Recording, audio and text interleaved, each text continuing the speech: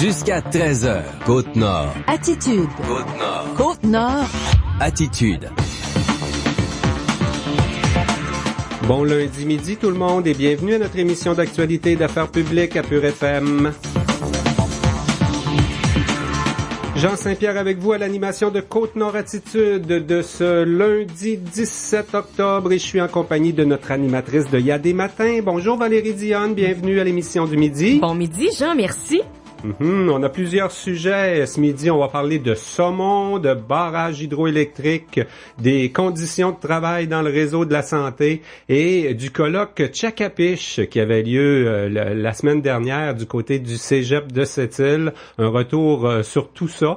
En fait, on commence avec le bilan du saumon. Je sais pas si c'est une activité que tu as déjà essayé, la pêche au saumon. J'ai jamais eu l'occasion d'essayer ça, mais j'aimerais ça, par exemple. Je suis pas une très grande pêcheuse, mais j'ai bien du vouloir. Et un des joyaux des rivières à saumon du Québec, c'est bien sûr notre rivière Moisy. Le président de l'Association de protection de la rivière Moisy, Yves Girard, sera avec nous dans quelques instants pour un bilan de la dernière saison. On parle quand même d'une bonne saison, d'excellentes conditions. C'est ce que nous dira Yves Girard. Vers 12h15, il sera avec nous. Le chantier hydroélectrique de la rivière Romaine, ça se poursuit. Simultanément, on construit actuellement Romaine 3 et Romaine 4. Tu sais, Valérie, que c'est toujours la question des retombées économiques là, qui a fait l'objet de critiques au cours, en fait, tout le long du chantier. Oui, on en a toujours entendu parler. Sandra Chiasson est porte-parole d'Hydro-Québec. Ils ont organisé une visite du chantier. C'était compliqué pour nous autres de se rendre là-bas. C'est rendu quand même assez loin, dans le bois, à une bonne heure et demie dans le bois, puis c'était déjà à une demi-heure, 3/4 d'heure d'Orve-Saint-Pierre. Ça prend de la bonne planification, disons, pour s'y rendre. Partir de cette île, il fallait y consacrer une grosse journée complète, mais quand même une visite industrielle. Une fois par année, on fait ça du côté d'Hydro-Québec pour faire le point là sur ce vaste chantier. Jusqu'à maintenant, on respecte pas mal l'échéancier. Il y a encore des contrats à donner, des emplois à venir. Actuellement, c'est autour de 46% des travailleurs qui proviennent de la Côte-Nord. On fait ce bilan vers 12h25 avec Sandra Chiasson d'Hydro-Québec. Ce matin, il y avait une conférence de presse de la CSN concernant les travailleuses à l'emploi des DPJ, des centres jeunesse. Paraît que les filles sont à bout de souffle dans le réseau. Là, on en parle avec Yvon Pailleur. Il est président du syndicat des techniciens et professionnels de la santé et des services sociaux de la CSN. Donc, M. Pailleur sera avec nous vers 12h35. Et la semaine dernière, beaucoup de gens en ont entendu parler, le colloque Tchakapish 2016. D'habitude, on parle d'éducation dans ces colloques-là. C'était le cas depuis plusieurs années. Mais là, on a intégré la culture et la langue. La langue Innu, je sais pas s'ils vont vraiment la sauver, hein. C'est pas évident. C'est une langue parlée par moins de 10 000 personnes. Oui, c'est ça, hein. Puis même pour l'apprendre, tu sais, disons qu'on est curieux puis on a envie de parler cette langue-là. C'est pas une langue qui est facile à apprendre non plus. Je pense que Jean, toi, tu l'as déjà essayé de prendre des cours. Puis c'est compliqué, hein. On n'a pas vraiment de base. C'est pas comme l'anglais ou l'espagnol ou l'italien qui ressemble un peu au français quand même. On n'a pas de base pour apprendre l'Innu. Sauf peut-être si on va l'apprendre en forêt, ça deviendrait peut-être plus facile. En tout cas, on en parle. L'Institut Tchakapish a une nouvelle directrice, Marjolaine Terniche, et Evelyne Saint-Onge sera là également pour cette entrevue en fin d'émission vers 12h50. Retour sur le colloque Tchakapish 2016. L'événement a quand même regroupé plus de 300 personnes de 8 communautés Innu au cégep de Sept-Îles la semaine dernière pour discuter d'éducation, de protection de la langue et de la culture Innu. Avant cette série d'entrevues à Côte-Nord Attitude, on vous propose à l'instant un bulletin d'information régionale. Actualité Pure FM. D'abord, la CSN Côte-Nord dénonce l'alourdissement de la tâche des travailleuses des centres jeunesse qui se retrouvent à bout de souffle selon le syndicat. Une enquête effectuée auprès des travailleuses du réseau de la santé conclut que sur la Côte-Nord, seulement 11% des intervenantes jeunesse estiment répondre adéquatement et en temps utile aux besoins de la clientèle. Le président du syndicat des professionnels de la santé CSN Côte-Nord, Yvon Pailleur, remarque que les coupures des 2 dernières années ont entraîné un épuisement qui force plusieurs employés à prendre des congés, ce qui alourdit davantage la tâche des autres dans les petites équipes de la DPJ réparties sur le vaste territoire de la Côte-Nord. La CSN demande un moratoire sur les coupures budgétaires dans les centres jeunesse et des états généraux sur la qualité des services auprès des enfants vulnérables. La saison de pêche au saumon 2016 a été excellente avec des conditions de pêche exceptionnelles selon le président de l'Association de protection de la rivière Moisy. Le débit de la rivière et la température de l'eau ont frisé la perfection, affirme Yves Girard. Malgré un début plutôt tardif, le nombre de captures et le taux de succès ont été parmi les meilleurs des 20 dernières années à Moisy. Yves Girard remarque que ces résultats de pêche leur permettent d'être très optimistes pour la saison 2017. Avec 1004 jours de pêche au saumon en 2016, la PRM enregistre une hausse de près de 10% par rapport à 2015. La Fédération des gestionnaires de rivières à saumon du Québec dresse un bilan très satisfaisant de la récente saison de pêche. La fréquentation a augmenté de 7% dans les principales rivières. Autre perturbation sur la route 138 cette fin de semaine. Cette fois, c'est un véhicule motorisé qui a flambé samedi matin près de Bergeronne. Le conducteur a eu juste le temps de s'échapper. Le motorisé se dirigeait vers Tadoussac à 7h30 du matin samedi lorsque le feu a pris naissance dans les composantes électriques. Les flammes ont vite envahi tout le véhicule. Les pompiers, ils étaient nombreux à intervenir. Ils ont eu du mal à maîtriser l'incendie. La route 138 est demeurée fermée environ 1 heure. Le défi tête à prix de cette rivière à Place de Ville, samedi, a rapporté 15 082 $ à l'Association du cancer de l'Est du Québec.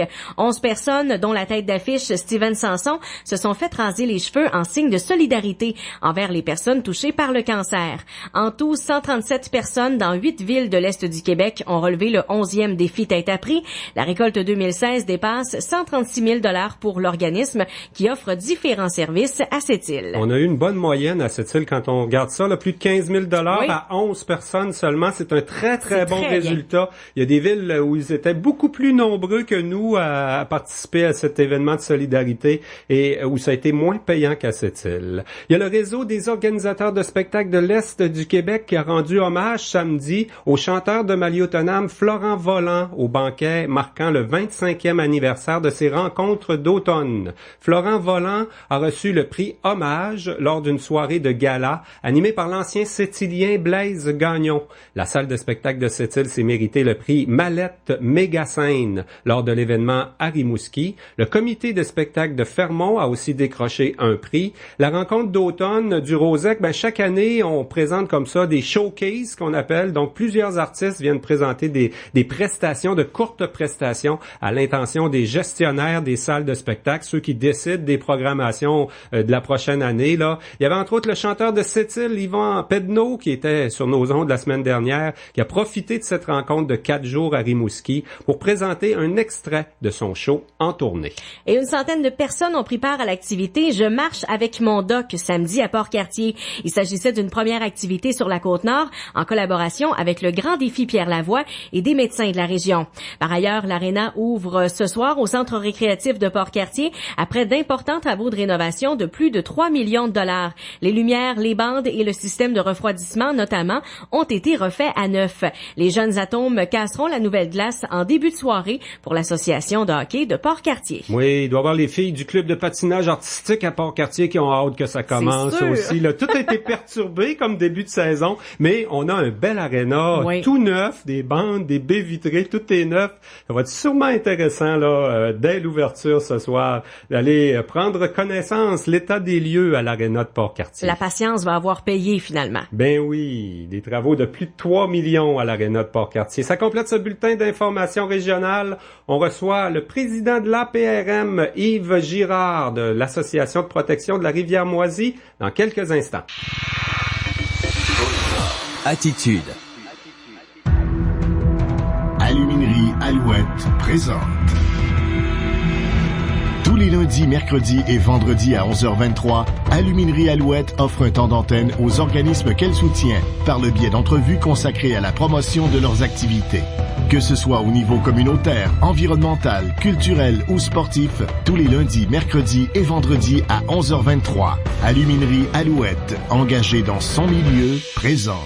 L'entretien de votre voiture vous stresse? Chez .S Service du pneu PJL, le pneu de tourisme, camionnette et fourgonnette Observe GSI 5 est la solution pour la chaussée enneigée, gadoueuse, glacée ou glissante. Des prix sans stress, c'est une de nos promesses. Pas de stress, il y a .S. Chez votre détaillant .S, Service du pneu PJL, 354 $ à Sept-Îles. Vous aimez les huîtres? Le 27 octobre, à la réserve navale NCSM Joliette, c'est la 7e édition du 5 à 8 maritime au profit de l'Île des Sables, maison de soins palliatifs de Sept-Îles. Les convives ont le choix entre deux formules, Malpec ou Rockefeller, mais les huîtres sont offertes à volonté, sans oublier des buffets bien garnis et le menu gastronomique de la Rockefeller proposé par la chef Lise Lemieux. Consommation gratuite, animation et prix de présence, nous visons une autre excellente récolte. Partagée pour la dignité et la sérénité, l'objectif deviendra réalité. Billets disponibles auprès de Suzanne Cassista au 88 962 4404. Jusqu'à 13h. Côte-Nord. Côte-Nord. Attitude. Pure FM. 94.1.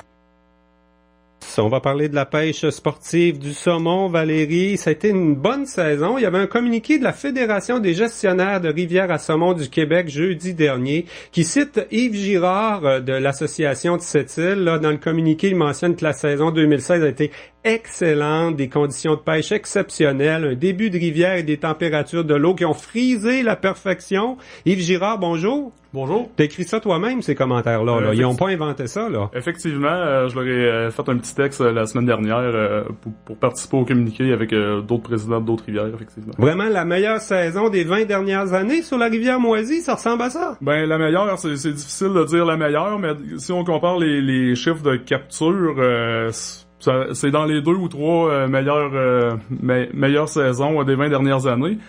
C'est sûr que c'est des résultats qui sont toujours prêts, qui laissent toujours place à l'interprétation, parce qu'il peut y avoir beaucoup de saumon une année, mais si les conditions de pêche sont pas là, ben ça apparaît pas dans le résultat de capture. Mais l'année dernière, on a eu les deux. Il y avait du saumon et il y avait des belles conditions. Qu'est-ce qui explique ça? Dame Nature? Tout est mis en place au bon moment? Ouais, ben en fait, du côté du saumon, c'est assez aléatoire. Il y a des saisons qu'il y a beaucoup de saumon, il y en a d'autres qui en a pas. C'est des cycles d'à peu près 7 ans, donc on voit des vagues là-dedans.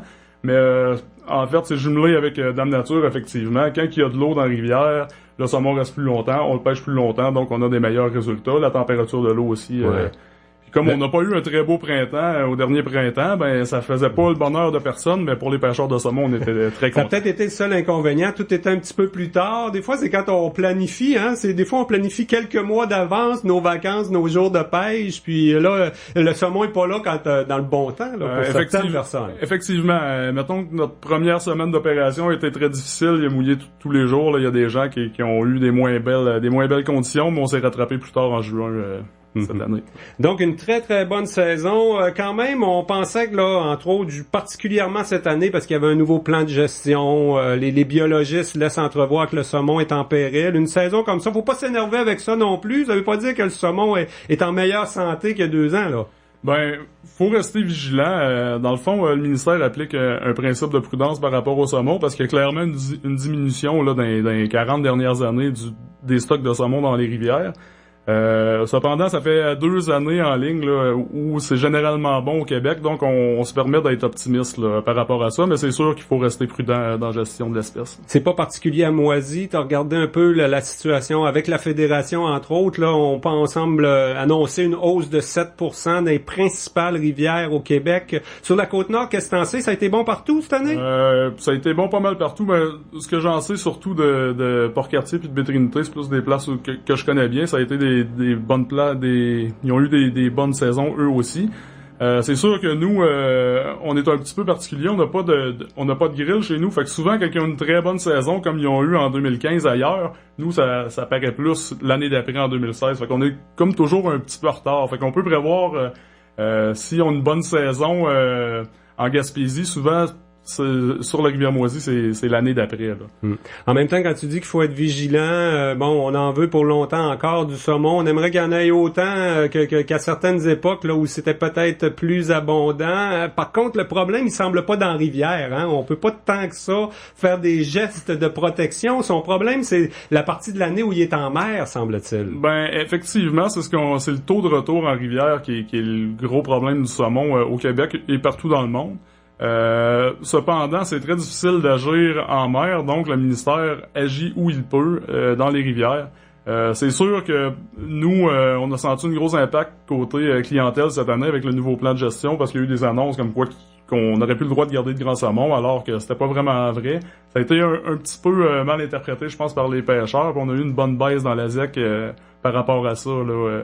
Mais cependant, c'est l'endroit où le ministère est capable d'intervenir, c'est vraiment dans les rivières, donc j'imagine faut faire notre effort nous aussi. Mm-hmm. Ici, outre les statistiques de la pêche, du nombre de jours de pêche, est-ce qu'il y a quand même une passe migratoire? Est-ce qu'on les regarde, on les compte à quelque part, les saumons, là, ceux qu'on peut pas pêcher puis qui vont venir les autres années? Sur la rivière Moisy, on les compte, mais on les compte à 90 000 de l'embouchure. Il y a beaucoup de tributaires avant ça, donc c'est pas tous les saumons qui se rendent là. Notre passe migratoire aussi a certains problèmes d'opération en eau extrêmement haute et extrêmement basse. Cette année, l'eau était haute tout le mois de juillet, donc la passe migratoire a pas fonctionné beaucoup, donc le résultat est pas vraiment représentatif de la population de saumon qu'il y avait dans la rivière, mais on a quand même fait monter près de 800 saumons là, à notre passe migratoire au 90. Il y a quand même des inconnus dans le petit texte là, justement que tu as envoyé à la Fédération des gestionnaires. Tu dis ça annonce bien pour 2017. On a quand même eu 2 bonnes années, 2015-2016. Ça devrait pas être en baisse à partir de 2017 puisque c'est cyclique? C'est une possibilité, mais je préfère toujours être optimiste et prévoir que ça va bien aller. Yves, dis-moi, on la planifie déjà, j'imagine, l'année 2017. Là, il y avait un autre communiqué de la même fédération concernant les tirages au sort, des choses qui se font en ligne, notamment sur le site Saumon Québec. Chez vous, on le sait qu'il y a des spots, là, il y a des dates puis des spots qui sont assez prisés, qu'on fait un gros tirage au sort, entre autres Winthrop Campbell. Là, comment on planifie 2017 là-dessus? Là? En général, on planifie 2017 pour le tirage du 1er novembre. Sur la rivière Moisy, on est un petit peu différent. Nous, notre tirage au sort se fait le 3e samedi de mars. Donc, on est un petit peu après les autres. Mais c'est sûr, nous, notre meilleur temps d'opération, là, c'est du 10 juin au 25 juin, là, c'est vraiment les dates où on cherche à la pêche dans le secteur Winthrop Campbell. C'est presque. Donc, si on veut réserver pour l'an prochain, ça va être un tirage au sort. Il y a plus de monde qu'il y a de place, là. Toujours, mais on fait tirer la moitié des fosses au tirage hivernal, puis l'autre moitié est aux 48 heures. Fait que c'est toujours possible de s'inscrire pour aller à la pêche directement en juin. Il n'y a pas de problème avec ça. Le site Saumon Québec, ce qui est annoncé, donc les tirages au sort en ligne, tout ça, c'est peut-être pour d'autres rivières de la Côte-Nord. Je veux pas dire qu'il n'y a pas du monde de cette île qui vont pas à Port-Cartier ou à Natashquan à l'occasion, hein? Effectivement, il y a de la très belle qualité de pêche dans nos rivières voisines. C'est sûr, mais c'est présentement, là. Faut s'inscrire rapidement, pas passer la date du 1er novembre si on veut réserver des bonnes dates. Donc, c'est saumonquebec.com. Je pense qu'on a convergé vers ce site-là. Là, c'est ça, on fait référence à une fédération des gestionnaires de rivières à saumon du Québec. Il y a la Fédération québécoise du saumon atlantique qui est bien connu aussi. Est-ce que c'est utile? Il y en a-tu trop? Il me semble qu'il y a beaucoup de fédérations dans le domaine du saumon, Yves. Effectivement, ça peut être, pour quelqu'un qui arrive de l'extérieur, ça peut être un peu mélangeant. Faut comprendre que la Fédération québécoise du saumon atlantique, au départ, c'est un regroupement de pêcheurs qui émettent des opinions sur la pêche puis qui se réunissent pour parler de pêche. Les gestionnaires, eux, ont plus des problèmes de gestion entre eux qui intéressent pas nécessairement les pêcheurs.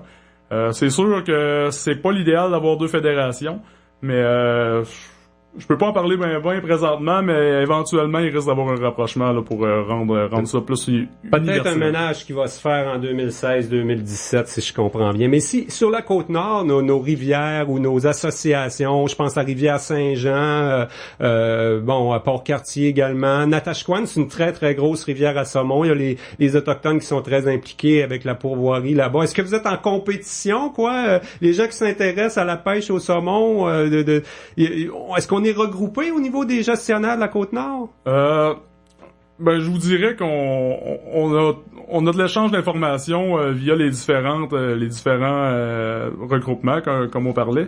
Mais on est en compétition, oui et non, parce que quelqu'un qui vient pêcher à cette île ou à Port-Cartier risque de venir pour plus qu'une journée de pêche et risque de vouloir essayer plusieurs rivières. Donc, on est un petit peu en compétition, mais on peut aussi vendre notre produit en tant que région, puis je pense que c'est une orientation qu'on devrait prendre pour l'avenir. Là. OK. Parce que vous autres, l'association, la PRM, finalement, c'est un regroupement de pêcheurs, c'est des gens qui s'intéressent c'est des gens de cette île qui sont impliqués au niveau de la rivière Moisy, mais c'est aussi pratiquement une entreprise, hein. Les retombées économiques pour le saumon, c'est concret dans une région comme cette île, là. Effectivement, nous, on engage en période d'opération, on a de 15 à 20 employés année après année. Autant que ça, ouais. 15-20 employés. Pendant un mois, on fait de la protection. On a des gens à l'accueil au camping, on a des gens à l'accueil dans nos secteurs de pêche.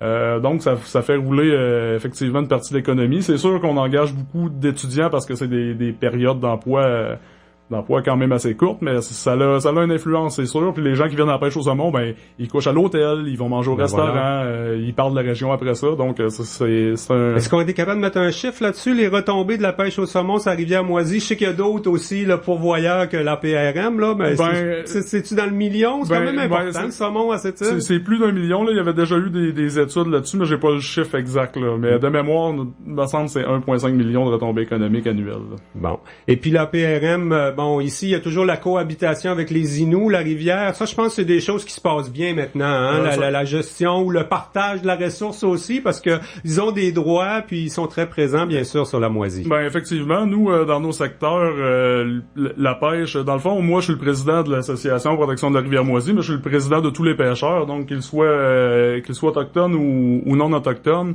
On essaie de faciliter l'accès à la rivière. On a des mécanismes avec des ententes avec ITUM pour favoriser l'accès à la rivière aux autochtones pour pas qu'ils n'aient à payer pour aller à la pêche. Puis on a des échanges de services comme ça avec ITUM. C'est sûr que c'est pas toujours parfait. Des fois, on a des petits accros, mais en général, ça va quand même plutôt bien. Là. Je pense que ça s'est beaucoup amélioré à force de dialogue, hein, à se parler. On cohabite à cette île, puis je pense qu'on voit les mêmes réalités aussi. Ils ont organisé un grand colloque sur le saumon, toute la question de la protection, les inquiétudes sur l'espèce. C'est les Inuits les partagent, ces inquiétudes-là. Effectivement, puis comme dans la plupart des dossiers, je pense que la communication est la clé du succès. En terminant, Yves, la remise à l'eau, il y avait exception pour la rivière Moisy en 2016. On disait que ça allait être réévalué du côté du ministère. Est-ce qu'on y tient? Est-ce que c'est une mesure d'exception? À un moment donné, on va s'ajuster, on va fonctionner comme partout ailleurs sur la rivière Moisy. Qu'est-ce qui devrait en être là, de la remise à l'eau en 2017? C'est sûr qu'on va avoir des discussions avec le ministère parce qu'on peut pas appliquer le même plan de gestion pour la rivière Moisy qui n'a pas de Madelino par rapport aux autres rivières. Déjà, on avait des exceptions pour 2016. On va continuer à discuter. On a plusieurs scénarios là pour adapter la réglementation mieux à la rivière Moisy, qui est une rivière, faut le dire, exceptionnelle par rapport au reste du Québec. Ouais. Puis le challenge, c'est de garder son saumon pour pouvoir le manger, quoi. C'est toujours intéressant. Mais je sais que ceux de ta génération, ça les dérange moins de remettre le prise à l'eau et d'aller en chercher un chez IGA. Ben, c'est toujours intéressant d'en conserver un, mais faire de la remise à l'eau, c'est une indication qui se fait de plus en plus aussi. Yves Girard, président de l'Association de protection de la rivière Moisy. Un gros merci pour ton passage à Côte-Nord Attitude ce midi. Ça fait plaisir, merci. Côte-Nord Attitude. Olivier Chrysler Sept-Îles, votre concessionnaire Chrysler, Dodge, Jeep, Ram et Fiat, vous présente la liquidation finale des modèles 2016. Obtenez 0% sur le financement jusqu'à 84 mois et jusqu'à 12 000 de rabais sur modèles sélectionnés. De plus, sur tous nos modèles 2016 en inventaire, nos employés vous offrent le programme Ambassadeur. Vous payez ce que nous payons. Olivier Chrysler, 119, Monseigneur-Blanche. Dépêchez-vous, cette vente se termine le 17 octobre. Le Resto-Bar L'Ambiance vous sert de bon déjeuner dès 8h le matin et ce, à tous les jours. Le Resto-Bar L'Ambiance est aussi l'endroit idéal pour un dîner d'affaires. Vous voulez savourer un bon steak Angus? C'est l'endroit par excellence. Et les moules sont de retour du mercredi au samedi dès 17h. Une nouvelle ambiance dans un tout nouveau décor avec des promotions du mercredi au samedi, soit les repas sélectionnés dès 17h. Avec des 3 à 7 du lundi au vendredi qui vous attendent, vous serez toujours reçus avec un personnel sympathique au Resto-Bar L'Ambiance. 88 961 4111. On fait le point sur l'avancement des travaux au chantier hydroélectrique de 4 centrales sur la rivière Romaine. Sandra Chiasson, porte-parole d'Hydro-Québec, est avec nous dans quelques instants à Côte-Nord Attitude. Voyons donc, es-tu correct? Oui. Je viens d'apprendre que pour seulement 133 $ par mois, TELUS m'offre la téléphonie 150 et Internet optique 50 ultra rapide et le nouveau service téléoptique 4K avec une qualité d'image renversante. Ça m'a littéralement jeté à terre. Hey, une chance qu'ils n'ont pas fait une offre explosive. Profitez de la technologie renversante du combo optique 50 de TELUS à partir de seulement 133 $ par mois. Les conditions s'appliquent. Détails sur telusquebec.com ou chez MD Communications à Sept-Îles. Côte-Nord. Attitude. Pure FM 94. Hydro-Québec a invité les médias au début du mois, le 5 octobre, à réaliser une visite du chantier de la Romaine 3. Nous, on va faire le point ce midi concernant les avancements des travaux là au chantier Romaine d'Hydro-Québec avec Sandra Chiasson, qui est conseillère en relation avec le milieu pour Hydro-Québec. Bonjour Sandra Chiasson. Bonjour à vous. On a amené les gens à Romaine 3. Là, c'est pas mal avancé. Hein? On a le pic du chantier est passé, mais il reste quand même pas mal de travaux aussi. Hein? Ben, tout à fait. En fait, vous savez que Romaine 2 est en service déjà depuis l'hiver 2014, Romaine 1 aussi depuis 2015. Donc, le gros des travaux se déroule toujours à Romaine 3 où on vient de terminer en septembre le barrage. Donc, on est présentement à monter les groupes turbines alternateurs et la dérivation provisoire sera fermée pour ensuite remplir le réservoir de Romaine 3. On aura ensuite le nettoyage de la centrale, les rampes de mise à l'eau, tout ce qui s'appelle mesures d'atténuation qui sont reliées autour et la remise en état des sites à Romaine 3. Puis Romaine 4 est déjà assez bien amorcé aussi. Oui, on travaille en parallèle un peu plus loin. C'est quoi la distance entre 3 et 4? C'est plusieurs kilomètres quand même, hein? C'est pas très loin, on parle d'une vingtaine de kilomètres environ. OK. Fait que les chemins, tout ça, c'est rendu. Il y a déjà un gros chantier à Romaine 4. Le campement, il est entre les deux? Le campement est juste avant Romaine 3, au kilomètre 114 de la route de la Romaine. Pour les deux chantiers Romaine 3 et 4. Tout à fait. Romaine 4, on en est où? Il reste de l'ouvrage jusqu'à quoi? En 2020? Encore 4 ans d'ouvrage? Oui, effectivement. Présentement, les travaux sont bien amorcés avec la construction de la route d'accès aux ouvrages permanents. On parle du début des travaux d'excavation pour la dérivation provisoire, puis de la centrale. Donc, on doit dériver la rivière pour commencer à construire le barrage pour être à sec. Donc, le contrat de construction du barrage devrait être connu sous peu. L'ouverture des pieds se faisait en octobre. Puis ensuite, on va débuter aussi les activités de fabrication des groupes turbines alternateurs. Donc, on est relativement bien parti pour ce qui est de Romaine 4 aussi. On parle d'à peu près, je vous dirais, un tiers des effectifs qui sont présentement affectés au chantier de Romaine 4. Et tout devrait donc être complété en fonction en 2020. Ça respecte pas mal l'échéancier initial qu'on s'était donné au départ du chantier. Il y a déjà 5-6 ans de ça quand même. Tout à fait. D'ailleurs, on cherche toujours à optimiser les échéanciers, chercher des alternatives pour que ce soit, pour essayer de devancer, vous savez que plus tôt c'est construit, mieux c'est pour Hydro-Québec, c'est moins de mobilisation et tout ça. Donc, oui, effectivement, on cherche toujours des alternatives pour essayer de faire une percée et de devancer les travaux. Et pour ce qui est de Romaine 1 et 2, c'est déjà finalement en fonction. Ça veut dire que toute la ligne de transport, tous ces chantiers-là, c'est complété. Là, ça s'ajoute déjà à la production là, dans l'ensemble du réseau québécois. Tout à fait. Le réseau de Transénergie qui relie, dans le fond, Romaine 1 et 2 jusqu'au poste Arnaud est complété et en fonction. Puis, la partie qui relie Romaine 4 au poste Montagnet sera fonctionnelle pour la mise en service de Romaine 3. Sandra Chiasson, ce qui a beaucoup fait jaser, surtout dans les premières années du chantier, c'est toute la question de l'emploi, de la maximisation des retombées économiques. Bien sûr, il y a une partie du dossier, la Romaine, qui est politique. Là, est-ce qu'on considère avoir fait tout ce qu'on peut pour maximiser les retombées dans le milieu immédiat? Là? On pense bien sûr à la Mingani, mais à bien des entreprises et des travailleurs de Sept-Îles-Port-Cartier aussi qui en profitent du chantier. Je vous dirais qu'il y a extrêmement d'efforts qui ont été faits via les comités qui sont en place. Si on parle du comité de retombées économiques, où tout est regardé pour essayer de vraiment maximiser au niveau de la clause de sous-traitance pour avoir le maximum de retombées sur la Côte-Nord, tout en maintenant des prix compétitifs au niveau des contrats. Je vous dirais qu'il y a eu près de 19 rencontres seulement de ce comité-là cette année. Il y a plusieurs autres rencontres qui sont aussi en route, comme vous le mentionnez, le comité de main-d'œuvre. Mais on estime qu'à 46%, présentement, c'est le taux de main-d'œuvre de la Côte-Nord au chantier.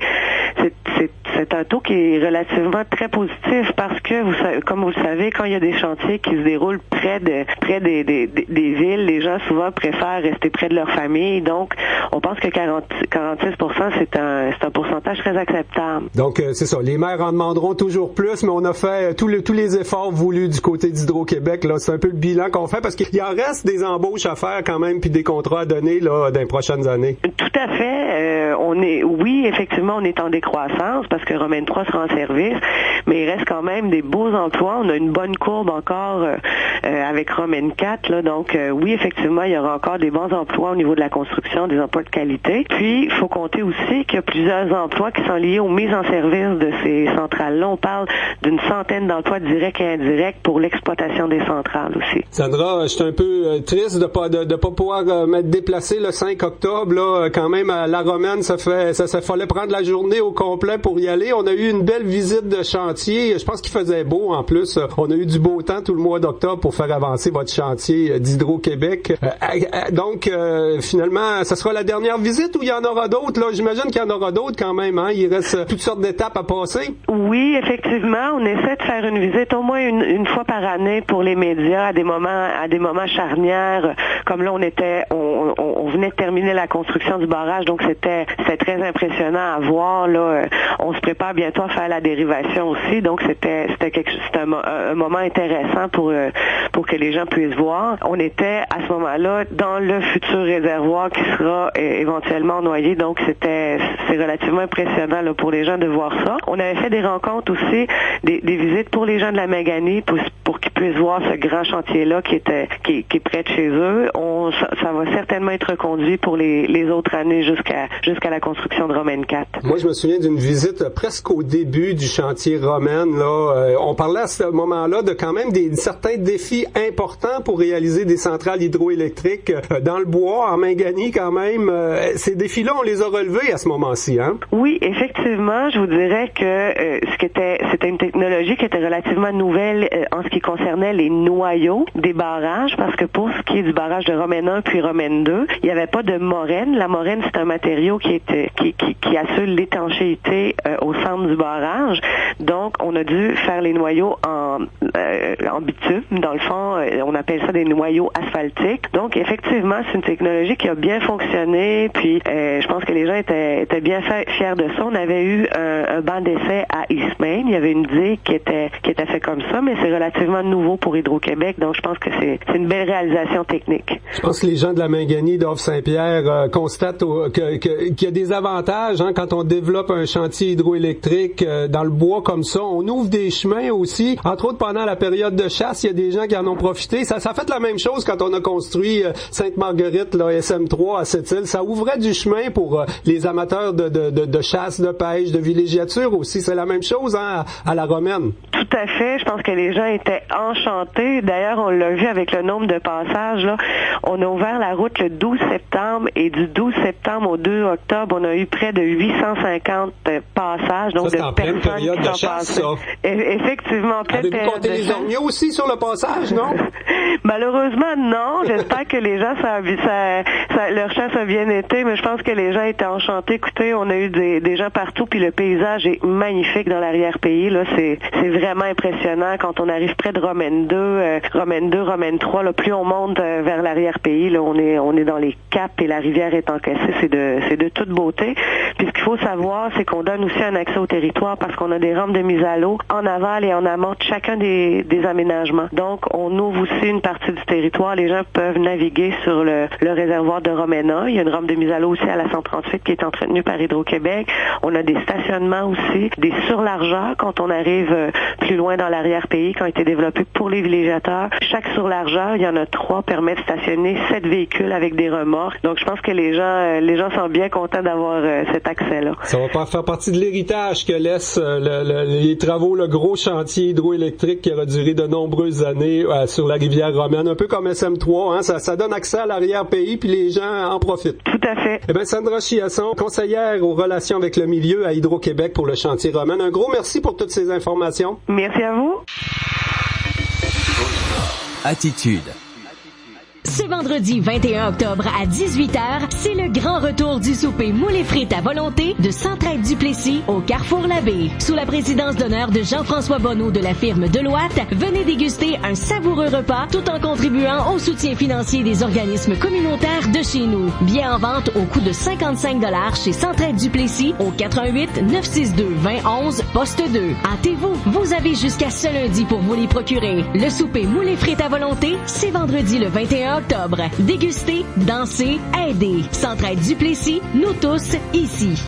La CSN Côte-Nord a convoqué une conférence de presse ce matin pour discuter de la situation dans les centres jeunesse. Il semble que les employés de la Côte-Nord sont à bout de souffle, ceux qui travaillent dans les équipes de protection de la jeunesse. On en parle avec Yvon Pailleur, président du syndicat des professionnels de la santé affilié à la CSN Côte-Nord, dans quelques instants. Chérie, pour le souper ce week-end, j'ai invité Pierre, Sophie puis les enfants. Cool! On essaiera une nouvelle recette. IGA a tout ce qu'il faut pour réinventer vos petits soupers. Ah, puis j'ai aussi invité Marc, Julie, le petit Léo, puis toute son équipe de football. Ou vos grosses réceptions.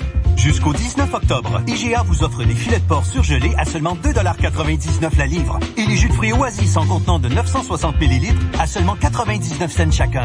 Essayez notre recette de filet de porc teriyaki sauce à l'orange, disponible à IGA.net. IGA, le plaisir de mieux manger pour moins cher. Encore des nouveaux souliers. 50% de rabais sur la boutique Attraction. Nouvelle robe aussi. 50% de rabais sur la boutique Attraction. Reste juste à t'inviter à souper, hein? Où ça? Laisse-moi le temps d'aller choisir sur la boutique Attraction.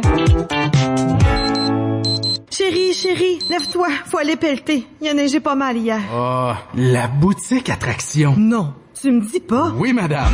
Resto cadeau sorti, toujours à moitié prix. Boutiqueattraction.com. Le 94.1 Pure FM vous présente le marché aux puces, 2 fois par jour, du lundi au vendredi. Vous voulez vous départir d'un objet qui pourrait faire le bonheur de quelqu'un d'autre ou rechercher quelque chose que vous ne trouvez nulle part? Passez nous voir au 365 Boulevard Nord. Jusqu'à 13h. Côte-Nord. Côte-Nord. Attitude. Pure FM 94.1. La CSN Côte-Nord a convoqué la presse régionale à Baie-Comeau aujourd'hui pour parler de la situation dans les centres jeunesse. Les employés de la Côte-Nord sont à bout de souffle, semble-t-il. On va en parler avec le président du syndicat qui regroupe ces gens-là à la CSN. Monsieur Yvon Pailleur est président du syndicat des techniciens et des professionnels de la santé et des services sociaux. Bonjour, Monsieur Pailleur. Bonjour. On parle d'épuisement. On a été à la source, hein. On a fait une enquête auprès des travailleuses des centres jeunesse là sur la Côte-Nord, mais dans l'ensemble du Québec.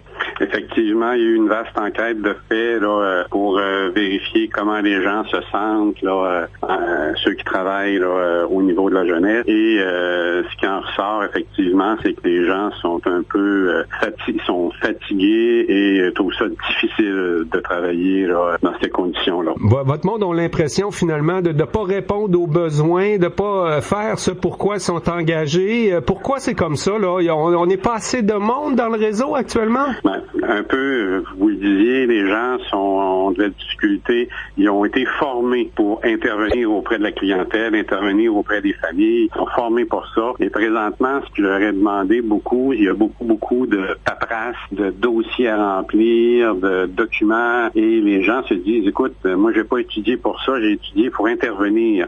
J'ai pas étudié pour remplir plein de formules. Et les gens trouvent ça très difficile. Dans le réseau, bon, si je parle plus de la Côte-Nord, il y a un plan de poste, bon, qui, à mon sens, est possiblement, bon, il pourrait y avoir quelques ajouts, mais il pourrait être fonctionnel. Par contre, on a de la difficulté à maintenir ce plan de poste-là complet. Il y a toujours des maladies, il y a toujours des personnes qui partent puis qui sont pas remplacées. Fait que c'est ça qui fait que la surcharge de travail est transposée sur les autres intervenants et c'est ça qui cause les difficultés. Vous nous parlez de ça justement dans votre communiqué à la CSN Côte-Nord ce matin, là, l'alourdissement de la tâche, les notes qu'on doit prendre, des nouvelles façons de faire. Pourquoi c'est comme ça?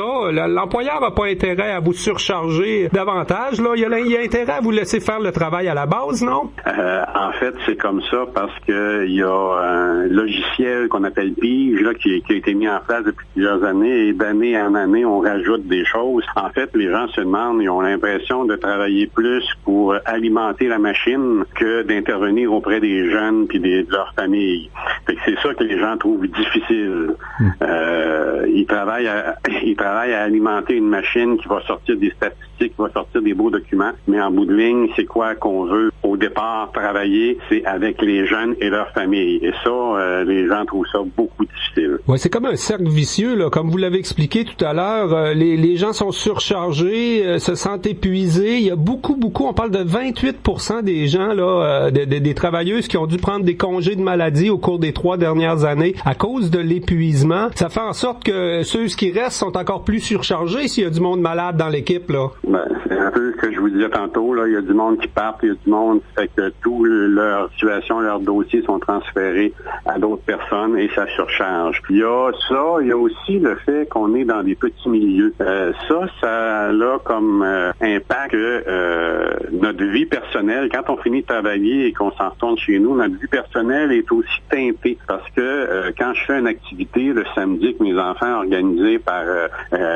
les loisirs de la ville de Bécomo, pour donner un exemple, ou de cette île, si je me retrouve dans ces organisations-là, je peux me retrouver aussi avec quelques clients qui sont dans la même salle que moi, dans la même organisation, et ça devient un peu pénible. Ou j'ai le goût de fêter un peu plus un soir, c'est la fête de ma blonde, puis je veux sortir d'un bar puis aller fêter un peu. Je fais attention parce que quand j'arrive dans le bar, il y a 1-2 clients qui sont là, je peux pas être moi-même comme je le serais là, si j'avais pas de clients autour de moi. Là. Monsieur Paillard, la CSN est impliquée quand même beaucoup là, dans le réseau de la santé sur la Côte-Nord. Vous avez des gens dans presque tous les départements du 6 Côte-Nord. Là, on est en campagne. Le communiqué d'aujourd'hui, c'est Mon Centre Jeunesse, j'y tiens. On a vu aussi des banderoles, là, Mon CLSC, j'y tiens, Mon Réseau de la Santé, j'y tiens. Et finalement, c'est pas un peu la même situation partout dans le réseau? Ce que vous nous décrivez là, la proximité, le manque de personnel,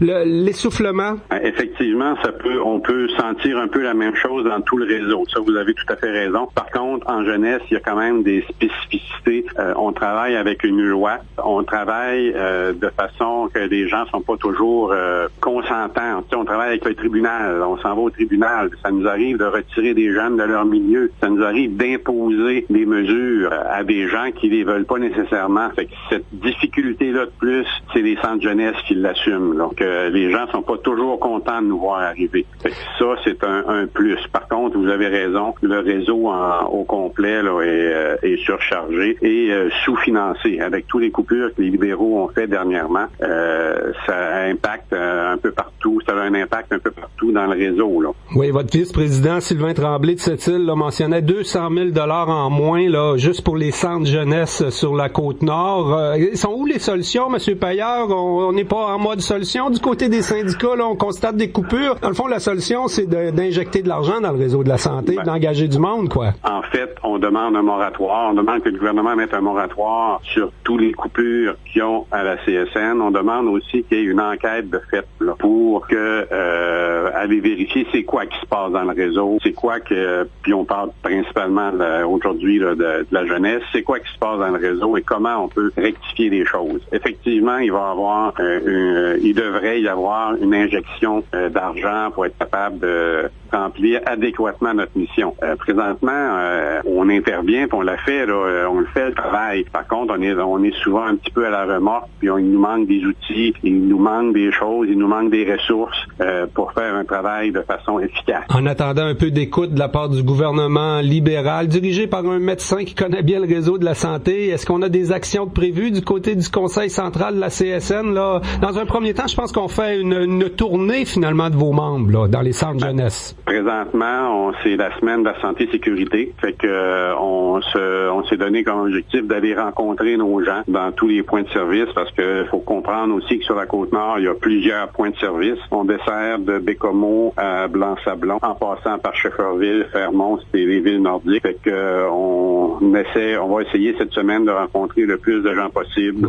sur le territoire qui travaillent en jeunesse et aussi en santé là, dans les hôpitaux. On l'a quand même le pouls des membres, M. Paillard, ici, là, à Port-Cartier-Sept-Îles, on a quand même le centre jeunesse, la Vérandrie, une grosse équipe en DPJ aussi qui répond aux signalements et tout ça. Est-ce qu'on considère que ça va... Il manque vraiment du monde ici? ici à cette île en DPJ, là? Ben, il manque des ressources. Il y a un roulement important de personnel à cette île qu'il faudrait essayer d'arrêter.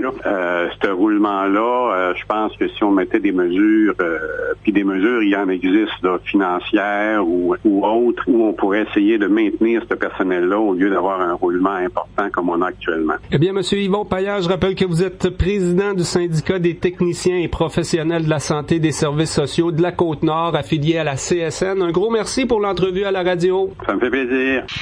Jusqu'à 13h. Côte-Nord. Côte-Nord. Attitude. Voyons donc, es-tu correct? Oui. Je viens d'apprendre que pour seulement 133 $ par mois, TELUS m'offre la téléphonie 150 et Internet optique 50 ultra rapide et le nouveau service téléoptique 4K avec une qualité d'image renversante. Ça m'a littéralement jeté à terre. Une chance qu'ils n'ont pas fait une offre explosive. Profitez de la technologie renversante du combo optique 50 de TELUS à partir de seulement 133 $ par mois. Les conditions s'appliquent. Détails sur telusquebec.com ou chez MD Communications à Sept-Îles. Belle réussite de concertation la semaine dernière. Plus de 300 personnes étaient réunies du côté du Cégep de Sept-Îles. C'était des gens à l'emploi des conseils de bande dans 8 communautés Innu de la Côte-Nord. Le colloque Tchakapish 2016. On fait un retour là-dessus dans quelques instants avec la nouvelle directrice de l'Institut Tchakapish, Marjolaine Terniche, de même qu'avec la directrice du volet culturel, Evelyne Saint-Onge.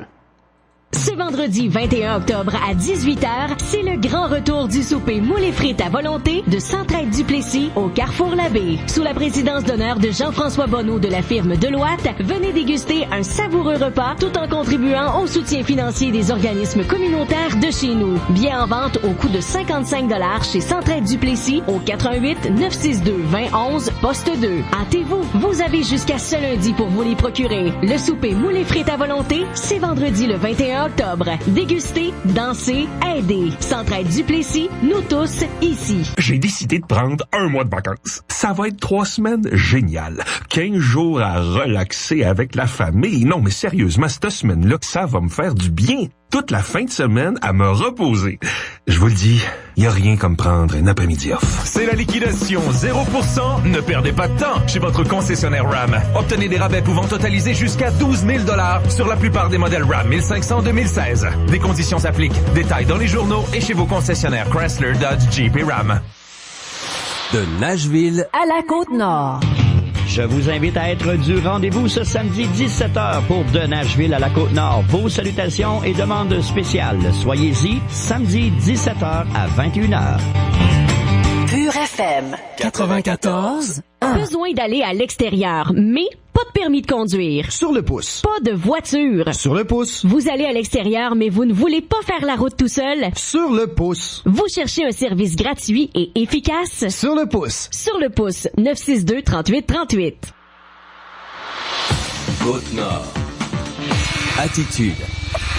Pure FM 94. Le colloque Tchakapish 2016 a été un franc succès, semble-t-il. Les membres des 8 communautés Innu de la Côte-Nord étaient réunis au Cégep de Sept-Îles. Pour la première fois, on discutait à la fois de langue, de culture et d'éducation dans ce colloque. Madame Marjolaine Terniche est la nouvelle directrice de l'Institut Tchakapish. Avec nous également Evelyne Saint-Onge, qui est responsable de la culture et de la langue, je pense. Bonjour, mesdames. Bonjour, Monsieur Saint-Pierre. Alors, on est content, là. Il y avait quand même 300 participants réunis au Cégep de Sept-Îles pendant 3 jours pour discuter d'éducation, de langue et de culture. Ça a jasé beaucoup? Oui, beaucoup. Les participants, ils ont bien aimé le colloque, les ateliers qui ont été donnés. Ils ont aimé aussi, étaient très contents de faire des belles rencontres, des nouveaux amitiés, je crois, qui se sont formés durant le colloque. Beaucoup d'activités de réflexion, de formation également. Mais je pense qu'on en a profité pour découvrir la culture, la langue également. Entre autres, il y avait des mets traditionnels, des spectacles. Tout ça était aussi... on s'est amusé aussi, là. Oui, il y a eu aussi, en arrière de l'Institut Tchakapish, on a eu des chapetoines, des temples. Il y a eu comment je pourrais dire, il y a eu des ateliers sur démonstration sur la culture. Il y a eu beaucoup d'aînés ici aussi en arrière qui étaient invités. Ils ont partagé aussi leur savoir. Il y a eu des discussions. Il y a eu peut-être des réflexions sur l'avenir de Tchakapish aussi. Il y a eu des mets traditionnels. Les gens ont beaucoup apprécié. 3 jours de mets traditionnels. Je crois que la deuxième journée, on a servi 150 repas. Je pense que les colloques précédents, on en fait tous les 2 ans du côté de l'Institut de Tchèque-Apiche, étaient davantage axés, centrés sur l'éducation. Là, pour la première fois, on a élargi à la langue et à la culture, à l'ensemble de la mission de Tchèque-Apiche, finalement. C'était une bonne idée, oui, on est content d'avoir élargi. Oui, c'est une très bonne idée. L'enseignement, c'était un secteur qui regroupait aussi un petit peu la culture. Il y a eu aussi le secteur de la langue. C'était un colloque. Je pense qu'il y a eu 13 colloques sur l'enseignement. Puis cette année, c'était le premier colloque sur l'éducation, la culture, la langue. Il y a comme 3 secteurs à l'Institut Tchèque-Apiche distincts actuellement. Qu'est-ce que vous retenez de tout ça là, comme directrice? C'est une nouvelle orientation? Il va y avoir des changements suite à ce colloque-là? La mission va rester toujours la même, mais on va mettre beaucoup plus d'emphase sur la culture aussi. Beaucoup plus la culture. C'était peut-être un secteur qui était comme pas très, comment je pourrais dire, pas très touché.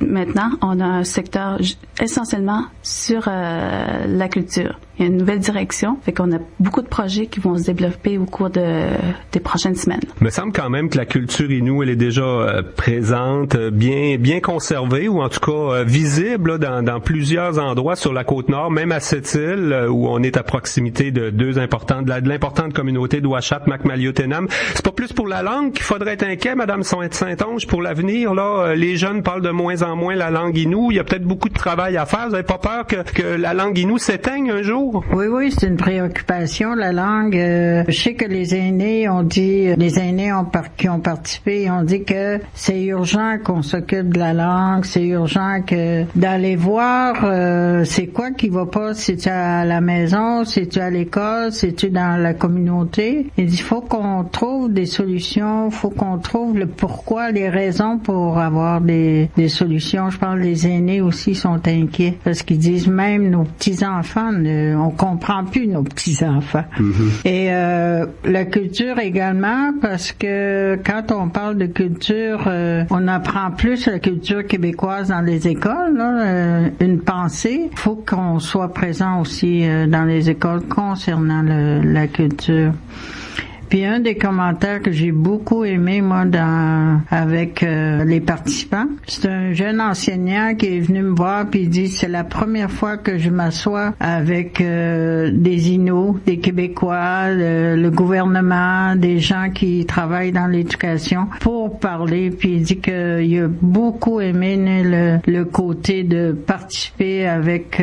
c'est la première fois, je crois, qu'il parlait avec des Inuits, parler d'éducation, parler des sujets, la langue, la culture, et pour lui c'était important pour lui qui enseigne dans les écoles, et pour moi ça a été un beau commentaire que j'ai pris là. C'était comme notre paye, ça, nous autres. Je sais qu'Evelyne Saint-Onge est impliquée à Tchèque-Apiche et très attentive à tout ce qui se passe dans les communautés Innu de la Côte-Nord depuis plusieurs années. Je pense que ça fait 20 ans que vous êtes à l'emploi de Tchèque-Apiche. On a l'impression qu'il y a comme un changement de garde, il y a une nouvelle génération qui s'installe au sein de l'organisation. Oui, c'est positif. Oui, pour moi, ça a toujours été mon obsession. Moi, la culture, j'ai été toujours à la recherche d'identité, à la recherche de ma culture, et je pense que maintenant, je peux partir. J'ai plusieurs années de travail ici à Tchèque-Apiche. Maintenant, je peux partir. Il y a une nouvelle génération, et je pense que eux, ils vont continuer la mission, puis sont très dynamique. En tout cas, moi, je leur fais confiance de cette mission-là. Est-ce qu'il y a un message dans le fait qu'on a réuni langue, culture et éducation cette année? Là, on peut penser que l'avenir, la protection de la langue et de la culture, ça passe par nos jeunes, ça passe par les écoles dans les communautés Innu. Oui, il faut que la transmission se fasse maintenant. Il faut aller...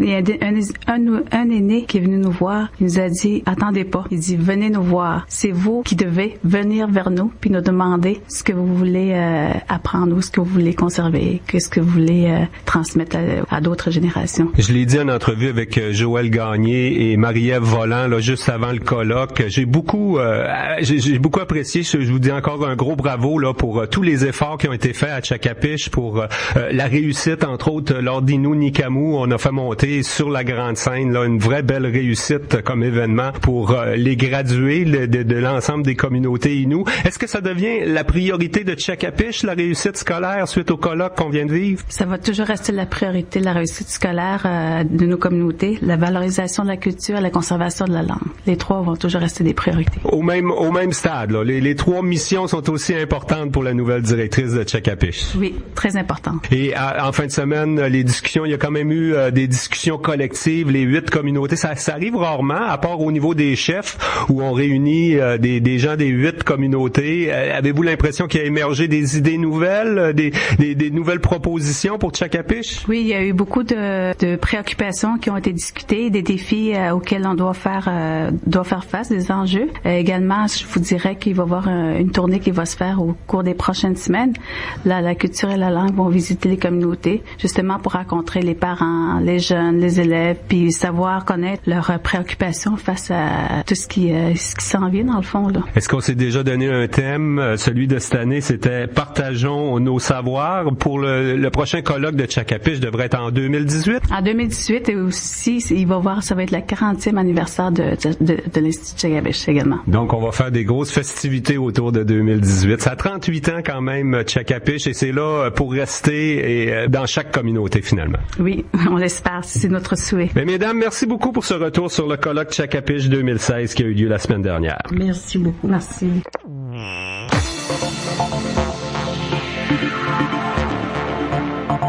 Ben Valérie, ça complète cette émission Côte-Nord Attitude aujourd'hui.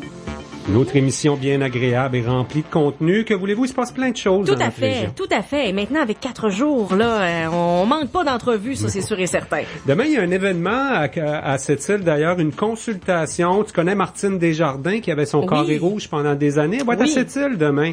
Et c'est une consultation de la Commission indépendante sur l'éducation à la petite enfance. Ça a été annoncé à Montréal le 19 septembre. Et cette commission commence à cette île, sa tournée du Québec. C'est donc la première séance. Demain soir, il y a un forum citoyen, une discussion libre pour parler du réseau des CPE, mais surtout de la qualité des services à la petite enfance. Là, il y a quelques organismes, des syndicats, des associations qui vont déposer des mémoires en après-midi, mais le soir, c'est libre et gratuit. Un forum citoyen sur la petite enfance. C'est le temps d'aller se faire entendre. Tu sais, des fois, on a plein de choses à dire, puis on sait pas trop, ou on préfère le dire entre quatre murs, là, en privé. Ben là, si on a de bonnes idées puis des choses à dire, c'est le temps d'y aller. C'est important, la petite enfance. Ça fait quand même seulement une vingtaine d'années. En fait, la politique familiale du gouvernement du Québec a 20 ans en 2017. Elle aura 20 ans l'an prochain. Et c'est pour ça qu'on fait une consultation indépendante sur l'éducation à la petite enfance. D'ailleurs, on en parle avec le président de cette commission indépendante, André Lebon, qui sera avec nous demain midi à Côte-Nord Attitude. Voilà. Bonne journée tout le monde.